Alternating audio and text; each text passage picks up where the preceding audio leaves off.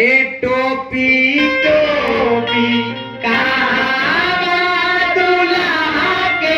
टोपी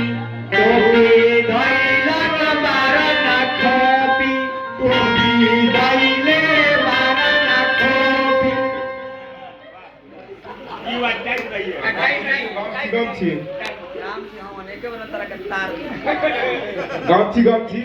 ए गामछा गामछा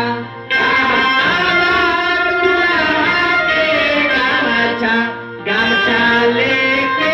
आइला न चमचा गामछा लेके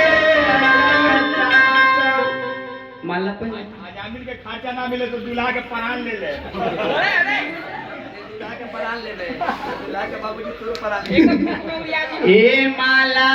माला कहाँ बा दूल्हा के माला माला वही रावत साला माला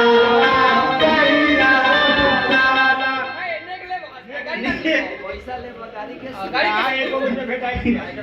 500 आई लगता पहल का नेक में भेटाई न ए रघु क्या महाराज बताई है घर आंगना का सुहागा दुआरा का भाग चम चम चम करता है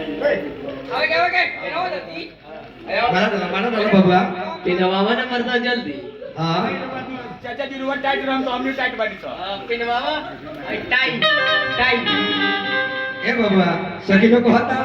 ए टाइट हे टाई टाई के लेवा दुल्हा के टाई टाई भइले बारी माई टाई भइले मारन बाई ए टाई पे नहीं टाई हाँ ई बार स्टैंडर हो तो बाबू ई ऑर्डर है ऑर्डर कर दो चाहिए हां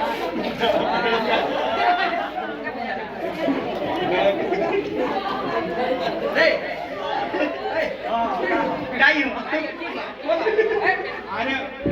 आटी चला लो चल बनी ए डाणा हो सखी लोग कहता हां हां ए डारा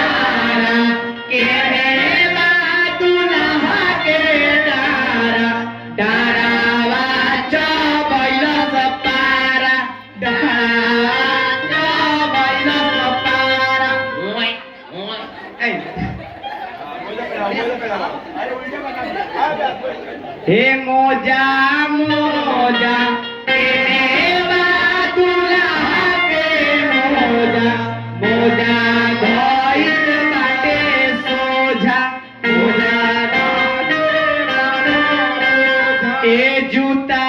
जूता कहाँ बा दुल्हा के जूता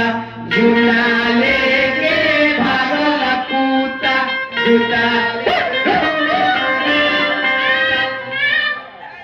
जूता लेके भाग गए देखी तो राम जी कितना सुंदर वो हंसता नहीं ढाला बंद करिए